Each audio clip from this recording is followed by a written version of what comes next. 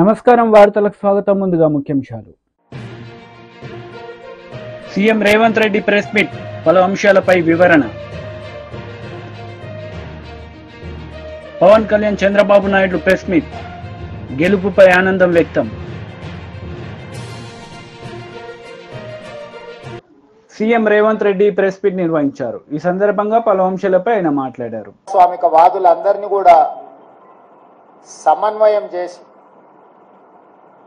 Narendra Modi Bharatiya Janata party నేతృత్వంలో నడుస్తున్న NDA ప్రభుత్వం ప్రజా వ్యతిరేక నిర్ణయాలను, పరిపాలన వైఫల్యాలను దేశ స్థాయిలో ప్రచారం కల్పించి ఎన్డీఏ కూటమికి ప్రత్యామ్నాయంగా ఇండియా కూటమిని ఏర్పాటు చేసి వీలైనంత మేరకు సహకరించిన వాళ్ళందరినీ సహకారం తీసుకొని సమన్వయం చేసుకొని ఏఐసిసి అధ్యక్షుడు మల్లికార్జున్ ఖర్గే గారు, శ్రీమతి సోనియా గాంధీ గారు, రాహుల్ గాంధీ గారి యొక్క పాదయాత్ర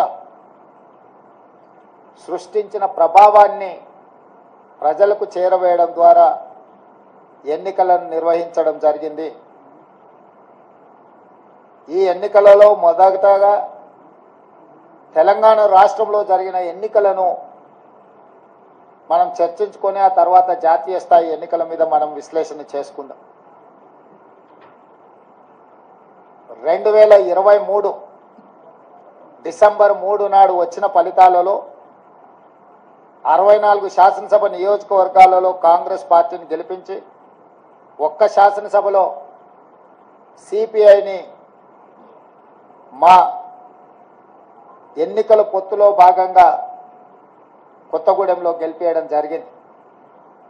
తెలంగాణ రాష్ట్రంలో 65 శాసనసభ నియోజకవర్గాలలో 39.5% ఓట్లను వేయడం ద్వారా కాంగ్రెస్ ప్రభుత్వాన్ని, ప్రజాపాలనకు తెలంగాణ ప్రజలు ఆమోదం ఇచ్చారు.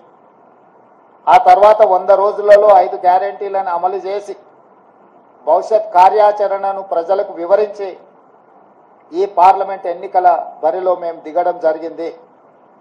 ఆనాడు ఎన్నికల బరిలో దిగినప్పుడే విస్పష్టంగా పత్రికా సమావేశాన్ని ఏర్పాటు చేసి బహిరంగ సభలలో కూడా ప్రజలకు మేము చెప్పడం జరిగింది. ఈ ఎన్నికలు నేను, నా మంత్రివర్గము 100 రోజులు అందించిన పరిపాలనకు రెఫరెండము. మేము ఇచ్చిన గ్యారెంటీలను, మేము చేస్తున్న పరిపాలనను ప్రజల ముందు పెట్టి మేము ఓట్లు అడుగుతున్నాము. మా పరిపాలన మీకు నచ్చితే, మా పరిపాలన ఇంకా కొంత బలాన్ని చేకూర్చడం ద్వారా ఇంకా ప్రజలకు ఉపయోగపడే విధంగా పరిపాలన అందించడానికి మీరు తీర్పు ఇవ్వండి అని చెప్పి విస్పష్టంగా ప్రజలకు మేము వివరించడం జరిగింది.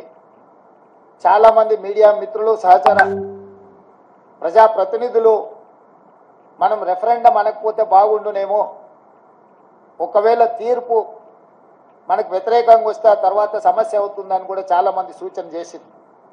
కానీ ప్రజల పట్ల ఉన్న విశ్వాసము, కాంగ్రెస్ పార్టీ కార్యకర్తల, నాయకుల పట్ల ఉన్న నమ్మకంతో ఆనాడు పిసిసి అధ్యక్షుడిగా, తెలంగాణ రాష్ట్ర ముఖ్యమంత్రిగా ఇది మా పరిపాలనకు రెఫరెండమే అని చెప్పి స్పష్టంగా నేను చెప్పడం జరిగింది.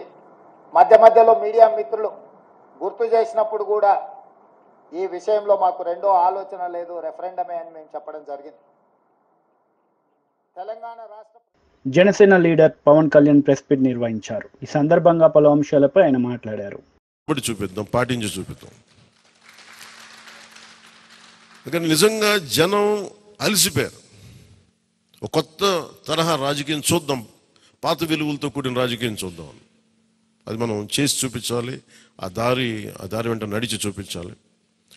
జనసేన ఆ రోజు నేను మాట్లాడితే అంటే ఇది భగవంతుడు కరుణించాలి, ఇదేదో నేను పెట్టిన వ్యూహమో గొప్పతనమో నేను చెప్పట్లేదు. కానీ భగవంతుడి కరుణ, తల్లి కరుణ, ప్రజల ఆశీస్సులు, మద్దతు 2019లో ఒక్క సీటు కూడా ఉన్నది అటు ఇటు కాని పరిస్థితుల్లో ఈ రోజున జనసేన ప్రధాన ప్రతిపక్షంగా అసెంబ్లీలోకి అడుగు పెట్టబోతుంది. మీ అందరికీ దానికి సంబంధించి ప్రత్యేకించి శుభాకాంక్షలు. అధికారంలో భాగస్వామ్యం తీసుకుంటాం ఖచ్చితంగా. అది రెండింటి మధ్య ఎలాగనేది ఆ టెక్నికల్ ఆస్పెక్ట్స్ ఎలాగో చూడాలి. అది మీ అందరికీ నేను తెలియజేసుకుంటాను. అలాగే కేంద్రంలో కూడా మన ఆంధ్రప్రదేశ్కి కావాల్సింది చాలా కీలకమైన మనం పరిణామాలు చోటు చేసుకున్నాయి కాబట్టి ఆంధ్రప్రదేశ్ ప్రతి ఎంపీ చాలా బాధ్యత ఉంది. మన జనసేన నుంచి గెలిచిన బాలశౌరి గారికి కానీ తంగెళ్ళ ఉదయ్ శ్రీనివాస్ గారికి కానీ చాలా బాధ్యత ఉంది. ఇది మీ ప్రతి కదలిక, మీ ప్రతి మాట ప్రజలు చాలా సునిశ్చితంగా పరిశీలిస్తారు. ఢిల్లీలో మీరు చేసే ప్రతి కదలిక, ఢిల్లీలో మీరు మాట్లాడే ప్రతి మాట ఆంధ్రప్రదేశ్ నిర్మాణానికి ఉపయోగపడాలని కోరుకుంటున్నాను. అది దయచేసి ఎంపీలుగా దయచేసి మీ ఇద్దరు ఎందుకంటే బాలశౌరి గారు అది మీ అందరి బాధ్యత. మీరిద్దరు గెలవలేదు, 5 కోట్ల మంది ప్రజలు మమ్మల్ని గెలిపించారు.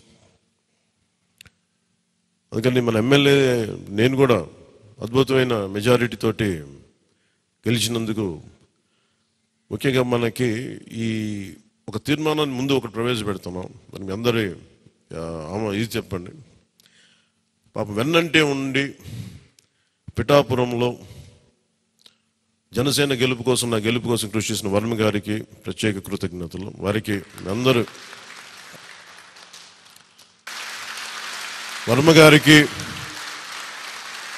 చాలా చాలా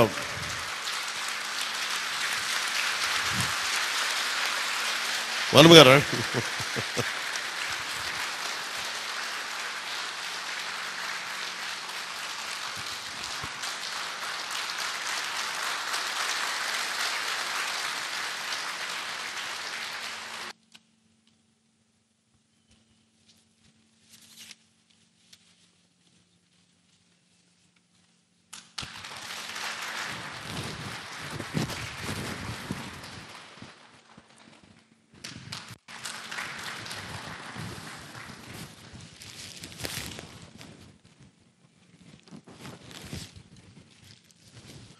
మన కోసం పనిచేసిన తెలుగుదేశం వర్మ గారిని ఇది గుర్తించడం అంటే మన కోసం పనిచేసిన తెలుగుదేశం నాయకులందరికీ, భారతీయ జనతా పార్టీ నాయకులందరికీ కూడా నా పార్టీ తరపు నుంచి ప్రత్యేక కృతజ్ఞతలు. అలాగే జన సైనికులకి ప్రత్యేకించి మీరు పడ్డ శ్రమ, కృషి మేము మర్చిపోలేం. మమ్మల్ని గుండెల్లో పెట్టి చూసుకుంటాం. మీ భవిష్యత్తు కానీ మీ బాధ్యత మీకు ఎలా ఉండాలనేది మేము గుండెలో పెట్టి చూసుకుంటాం. అలాగే మా ఆడపడుచులకి, వీర మహిళలకి, యువతులకి జనసేన కోసం మీరు పడ్డ శ్రమ మేము మర్చిపోలేం. మీ అందరికీ కూడా నా ప్రత్యేక ధన్యవాదాలు, కృతజ్ఞతలు. మీ శ్రమని, మీరు చేసిన ఈ కృషిని మేము మర్చిపోం. మీ ఆశయాలని మీరు దేనికోసం పనిచేస్తున్నట్టు ముందంటే తీసుకెళ్తాం. ఈ జనసేన కార్యాలయం ఇంకొద్ది రోజుల్లో ఫుల్ ఫ్లెడ్జ్డ్ ఫంక్షనింగ్ ఆఫీస్ అవబోతుంది, రెడీ అవబోతూ ఉన్నది. మనకి రాష్ట్రంలో ఈ నలుమూలలు ఎవరు వచ్చినా కానీ దానికి టీడీపీ అధినేత నారా చంద్రబాబు నాయుడు మీడియా సమావేశం నిర్వహించారు. ఈ సందర్భంగా పలు అంశాలపై ఆయన మాట్లాడారు. 6% పడ్డాయి, వైసీపీకి 39.37% పడ్డాయి. ఇది ఊహించినటువంటి ఒక్కొక్కసారి 95,000 మెజారిటీ. ఒకప్పుడు నేను చార్మినార్ ఎగ్జాంపుల్ చెప్పేవాడిని. చార్మినార్ అంటే అక్కడ ఎంఐఎం కంచుకోట, అక్కడ ఎప్పుడు ఎక్కువ ఓట్లు వచ్చేటివి. ఆ తర్వాత కుప్పం, సిద్దిపేట పోటీ పడేటి 2వ స్థానానికి. అప్పుడు కూడా 70,000, 80,000, 50,000 ఆగిపోయేవాళ్ళం. ఈసారి 95,000, 94,000, మళ్ళా 92,000, 91,000. మంగళగిరి లాంటి కాన్స్టిట్యున్సీలు 91,000 మెజారిటీ. ఏ విధంగా అభివర్ణించాలో నాకైతే అర్థం కాదనమాట. అంతా ఇదెళ్లిపోయినాయి. ఇవన్నీ చూసిన తర్వాత ప్రజలు ఇచ్చిన తీర్పు మీరు చూస్తే అహంకారం, నియంతృత్వం, విచ్చలవిడితనం, ఏదంటే అది చేస్తాననుకుంటే ప్రజలు క్షమించే పరిస్థితులు లేరు. అదే ఈరోజు నిరూపించే పరిస్థితికి వచ్చారు. ఒక మాటలో చెప్పాలంటే ఈసారి వీళ్ళు చేసింది గుణపాఠం పాలకులకు కాదు, అవినీతి అహంకారంతో ముందుకు పోయే ఎలాంటి ధ్వంసకారులకైనా ఇదే జరుగుతుందని నిరూపించారు ప్రజలు. దానికి మనస్ఫూర్తిగా అభినందిస్తున్నా. అదే సమయంలో 5 సంవత్సరాలు మా కార్యకర్తల పడిన ఇబ్బందులు, చాలా మంది స్లీప్లెస్ నైట్స్, కంటి నిండా నిద్రపోని పరిస్థితి.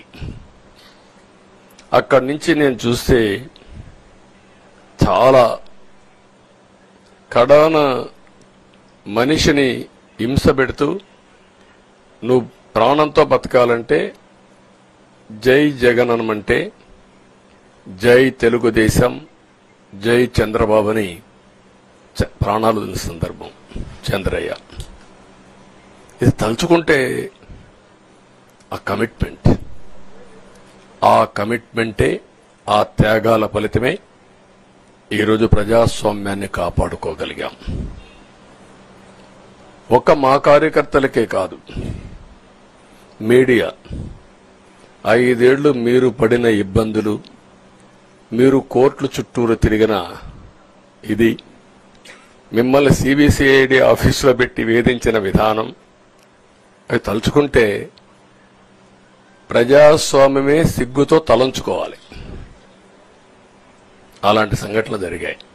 మేనేజ్మెంట్ని ఒకరినని కాదు, ఎవరినైనా పట్టుకురావచ్చు, ఏదైనా చేయొచ్చు అనే ధీమా వచ్చేసి ఇష్టానుసారంగా ప్రవర్తించే పరిస్థితికి వచ్చారు. అదే సమయంలో ప్రజల మీద, మా పార్టీ మీద సరే, ఈవెన్ జనసేన పవన్ కళ్యాణ్, ఆయనకు కూడా స్వేచ్ఛ లేదు. ఎక్కడైనా సరే విశాఖపట్నానికి వెళితే ఉన్న పళంగా విశాఖపట్నం నుంచి వెకేట్ చేయాలని తిరిగి, అంటే నగర బహిష్కరణ. ఒక నాయకుడిని నగర బహిష్కరణ చేస్తే కారణం చెప్పకుండా ఇంకా వేరే వాళ్ళ కథ ఏముంటుందో మనం ఆలోచించుకోవాల్సిన అవసరం ఉంది. కేసులు పెడితే ఎందుకు? BJP leader Raghunandan Rao press meet నిర్వహించారు. ఈ సందర్భంగా పలు అంశాలపై ఆయన మాట్లాడారు. అడుగు పిలువు, మీటింగ్ పెట్టి రేపు ప్రగతి భవన్లో వస్తా, సెక్రటరియట్కి పిలువు, సమీక్ష పెట్టి వస్తా. నా టెలిఫోన్ అఫీషియల్ నెంబర్ నుంచి నేను పోలీసు వాళ్ళని బతిలాడినా, బెదిరించిన, సార్ పైసలు వంచుతూరు వచ్చి పట్టుకోమని చెప్పి. గది చేతగాలేదు నీకు, కానీ నువ్వు వచ్చి కథలు చెప్తా ఉన్నావు. రేపు వాళ్ళ ప్రియమిత్రుడు హరీష్ రావు గారిని సిద్దిపేటలో కూడా ఓడగొట్టేది భారతీయ జనతా పార్టీ కాబట్టి ఇప్పటి నుంచే ఏదో ఒక రకంగా హరీష్ని కాపాడుతందుకు శుద్ధులేస్తా ఉన్నాడు. లేకపోతే ఎందుకు పట్టుకుంటలేవు? కేసీఆర్ని ఎందుకు పట్టుకుంటలేవు? రాధాకిషన్ రావు చెప్పిండు కదా, క్రిస్టల్ క్లియర్గా చెప్పిండు కదా, నేను పోయి నీకు చేత కాకపోతే, నీ పోలీసు వాళ్ళకి తెలియకపోతే, రఘునందన్ అనే నేను వకీల్గా చెప్తున్నా, నా 30 సంవత్సరాల ప్రాక్టీస్లో చెప్తున్నా అని డీసీపీ రాధాకిషన్ రావు స్టేట్మెంట్ చదివి వినిపించిన, కాపీ ఇచ్చిన, ఏసీపీ భుజంగరావు స్టేట్మెంట్ చదివి వినిపించిన, అండర్లైన్ చేసి చెప్పిన ఎక్కడ వాళ్ళు చెప్పిన అనేటువంటి విషయం. అదే రకంగా సిఐ సాయి కిరణ్ ఏం చెప్పిండో చెప్పిన. వెంకట్రామరెడ్డికి వ్యతిరేకంగా ఇన్ని సాక్ష్యాధారాలను తీసుకొచ్చి నేను ఎన్నికలకు 10 రోజుల ముందు మీ డీజీ గారికి ఇస్తే ఎందుకు అరెస్ట్ చేయలే వెంకట్రామరెడ్డిని? అచ్చా, పొంగులేటి శ్రీనివాసరెడ్డికి వియ్యంకుడని అరెస్ట్ చేయలేదా? లేకపోతే గెలిచినాక వెంకట్రామరెడ్డి గారు, హరీష్ గారు, మిగతా మా మెదక్ జిల్లాలో ఉన్న బీఆర్ఎస్ ఎమ్మెల్యేలు అందరూ కలిసి మీ పార్టీలకు వస్తారని చెప్పి ఏమన్నా ఫ్లైట్లో ఒప్పందం చేసుకున్నా రేవంత్ రెడ్డి గారు? నాకైతే అంతే అనిపిస్తుంది. అందుకనే మీరు ఆ రకంగా పనిచేసిరేమో అని నేను అనుకుంటా ఉన్నా. అందుకని రేవంత్ రెడ్డి గారు మెదక్ పార్లమెంట్ గురించి కానీ రఘునందన్ గురించి కానీ మాట్లాడేటప్పుడు ఒక్క అక్షరం, ఒక ఏళ్ళు నాదికి చూపిస్తే మిస్టర్ రేవంత్ రెడ్డి 4 ఏళ్ళు నేను చూపెడతాయి. రఘునందన్ రావు జై తెలంగాణ అన్నోడు, రఘునందన్ రావు రోడ్లు ఎక్కినోడు, రఘునందన్ రావు పోలీసులతోటి కలబడ్డోడు, కుస్తీ పట్టినోడు, ఆఖరికి ప్రతి చౌరస్తాలో ఈట్కా జవాబ్ పత్తర్ సే దేంగే అని చెప్పి వచ్చినాడు రఘునందన్. కాబట్టి నీలాంటి వాళ్ళకి ఎవడు భయపడ్డాడు కాదు. రఘునందన్ గురించి మాట్లాడాలంటే బాగా దగ్గర పెట్టుకో, ఒళ్ళు దగ్గర పెట్టుకొని మాట్లాడుకో. నేను చెప్పిన దాంట్లో ఏమైనా తప్పు ఉందని నువ్వు చెప్తే నేను నిరూపించేందుకు సిద్ధంగా ఉన్నా. అరే 1200 ఓట్లలో పొంగనాలు కొట్టినావు, ఇంకా ఎమ్మెల్సీ మేనేజ్ చేసుకోవడం చేతగాలే. మాది నైతిక విజయం అంటాడు నీ మంత్రి ఒక ఆయన వచ్చి. ఓడిపోయినానికి నైతిక విజయం ఏముంటుంది? రాజకీయాల్లో జో జీతా ఓఈసీ కందరు, ఓడిపోయినోడు శుద్ధులు చెప్పుడేంది? ఏం చెప్తా ఉన్నారు మీరు ముచ్చట్లు?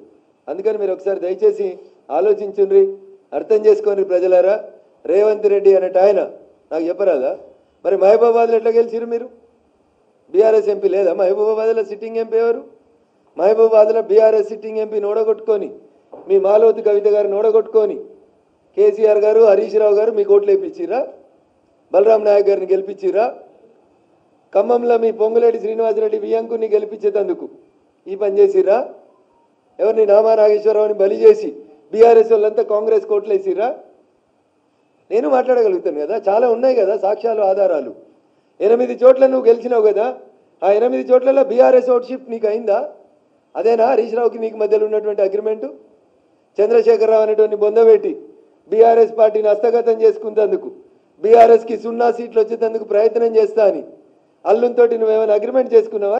BJP leader Etela Rajender press meet నిర్వహించారు. ఈ సందర్భంగా పలు అంశాలపై ఆయన మాట్లాడారు. ఇప్పుడేమో ఈ దేశంలో పెద్ద పార్టీలు లేవు, స్వతంత్రాన్ని తెచ్చిన పార్టీగా ఛాంపియన్ పొంది ఇవాళ ఆ లెగసీలో భాగంగా కాంగ్రెస్ పార్టీకి నెహ్రూ గారు 1952, 57, 62 మూడోసారి కూడా వారు ఎన్నికయ్యారు.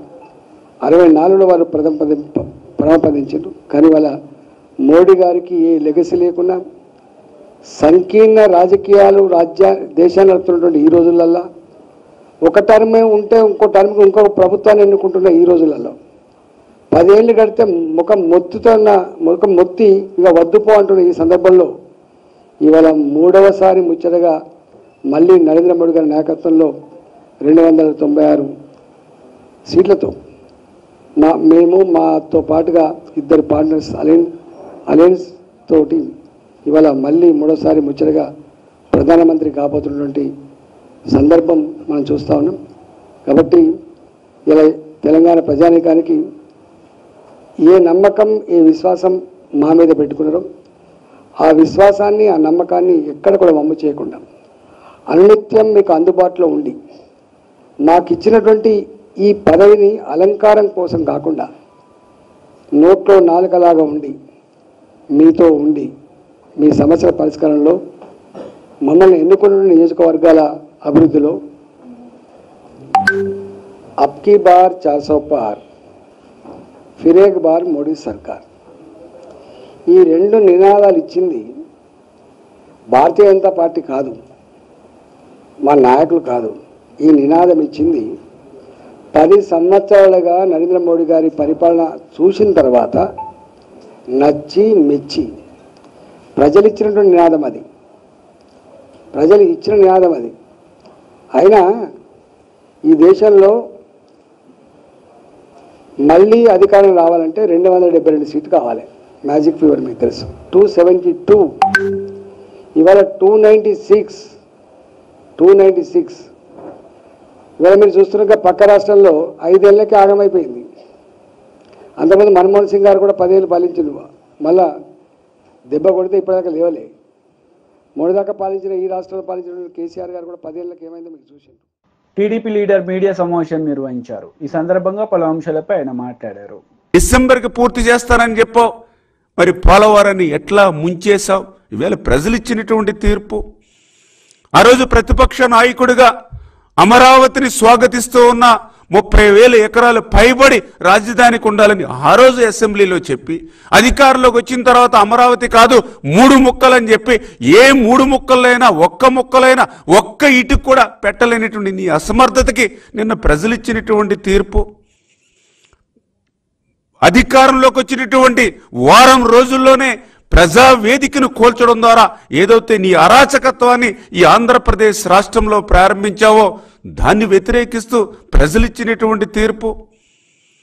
ఏదైతే ఒక ఎస్సీ, ఎస్టీ, బీసీ మైనారిటీలు ఎవరైతే ఉన్నారో మరి అటువంటి వారికి సంబంధించినటువంటి 138 సంక్షేమ పథకాలు ఏవైతే రద్దు చేశావో దాని మీద నీకు ప్రజలిచ్చినటువంటి తీర్పు. ఏదైతే రాజ్యాంగబద్ధంగా ఒక ఎస్సీ, బీసీ సప్లాన్ నిధులు ఏవైతే ఉన్నాయో వాటిని ఏ రకంగా అయితే నువ్వు దారి మళ్లించావో వాటి మీద ప్రజలు ఇచ్చినటువంటి తీర్పు. పేదవాడు 5 రూపాయలకి పట్టెడు అన్నం తినేటువంటి అన్నా క్యాంటీన్ని నువ్వు రద్దు చేసి పేదల కడుపు కొట్టావు. అది ప్రజలు ఇచ్చినటువంటి తీర్పు. ఒక ఆడబిడ్డ పెళ్లి చేసుకుంటే ఒక చంద్రన్న పెళ్లి కానుక, ఎవరైనా ప్రమాదవశాత్తు ఎవరైనా చనిపోతే వాళ్ళకు ఒక చంద్రన బీమా, మరి వాటిని రద్దు చేశావు. అందుకే ఈరోజు ప్రజలు ఇచ్చినటువంటి తీర్పు. ఏదైతే ఈవేళ ప్రకృతి సహజ సిద్ధంగా వచ్చేటువంటి ఇసుకను కూడా నువ్వు ఈవేళ కొల్లగొట్టినటువంటి పరిస్థితి. ఏదైతే ఆ రోజు మద్యపాన నిషేధం అన్నావు, అధికారంలోకి వచ్చాక మద్యాన్నే వనరుగా మార్చుకుని ఆ బ్రాందీ షాపుల్ని నువ్వు సొంతం చేసుకుని ఆ బ్రాందీ షాపుల్లో సైతం నువ్వు సొంతంగా నీ సొంత బ్రాండులను తయారు చేసుకుని కల్తీ మద్యం, నాసిరకం మద్యం ఇచ్చే ఈవేళ వాళ్ళ జేబులు కొట్టేయడమే కాదు, వాళ్ళ ప్రాణాలను ఏవైతే కొల్లగొట్టావో దాని మీద ప్రజలు ఇచ్చినటువంటి తీర్పు. ఏదైతే ఈ యొక్క ఆంధ్రప్రదేశ్ రాష్ట్రంలో ఏదైతే విలువైనటువంటి గనులు ఏవైతే ఉన్నాయో, మైండ్స్ ఏవైతే ఉన్నాయో, ప్రజల సంపద ఏదైతే ఉందో దాన్ని ఏ రకంగా అయితే నువ్వు లూటీ చేసావో దాని మీద ప్రజలు ఇచ్చినటువంటి తీర్పు. ఏదైతే ఆంధ్రప్రదేశ్ రాష్ట్ర భవిష్యత్తు తరాల వారికి ఉపయోగపడవలసినటువంటి మరి విలువైనటువంటి భూములు, ఆఖరికి కలెక్టర్ ఆఫీసులు, పార్కులు వంటి సైతం నువ్వు తాకట్టు పెట్టుకుని నీ అనసూయులకో వేలంపాట పెట్టుకుని నీ యొక్క అనసూయులకు అమ్ముకుని విలువైనటువంటి భూములు కూడా ఏదైతే నువ్వు ఆంధ్రప్రదేశ్ రాష్ట్రంలో 5 సంవత్సరాల్లో కొట్టేశావో మరి ఇవన్నీ చాలా ఉన్నట్టుగా. అంటే 5 సంవత్సరాల పరిపాలనలో ఈ ఇసుక, లిక్కరు, మైన్స్, ఏదైతే విలువైనటువంటి భూములు అంటే ప్రభుత్వానికి సంబంధించినటువంటి ఆస్తులన్నింటినీ కూడా కొల్లగొట్టేసి రేపు మళ్ళీ అధికారంలోకి వస్తే కొల్లగొట్టడానికి ప్రభుత్వ ఆస్తులు కూడా ఏమీ ఉండవు అనేటువంటి ఆలోచనతో వ్యక్తుల ఆస్తులు కూడా కొల్లగొట్టేయాలని ఏదైతే నువ్వు తీసుకొచ్చినటువంటి ల్యాండ్ టైటిలింగ్ యాక్ట్ ఏదైతే ఉందో దాని మీద ప్రజలు ఇచ్చినటువంటి తీర్పు. ప్రతి జూన్ నెలలోనూ ఒక రివ్యూ పెడతావు. వర్షాకాలం ముగిసిన వెంటనే రోడ్లన్నీ కూడా నిర్మాణం చేస్తామని. కానీ 5 సంవత్సరాల్లో 5 వర్షాకాలాలైనా గుంతలు కూడా పూడ్చలేనిటువంటి నీ రోడ్ల పరిస్థితికి ప్రజలు ఇచ్చినటువంటి తీర్పు. నాణ్యమైనటువంటి కరెంటు ఇవ్వడం నీకు ఎట్లానూ చేత కాదు. కనీసం ఆ కరెంటు ఛార్జీలు కూడా పెంచకుండా పరిపాలన నీకు సాధ్యం కాలేదు. వార్తలు ముగించే ముందు ముఖ్యాంశాలు మరోసారి. CM Revanth Reddy press meet, పలు అంశాలపై వివరణ. పవన్ కళ్యాణ్ చంద్రబాబు నాయుడు ప్రెస్ మీట్, గెలుపుపై ఆనందం వ్యక్తం. ఈ వార్తలు ఇంతటితో సమాప్తం. తిరిగి ప్రసారమయ్యే వార్తల్లో మళ్ళీ కలుద్దాం. అంతవరకు సెలవు. నమస్తే.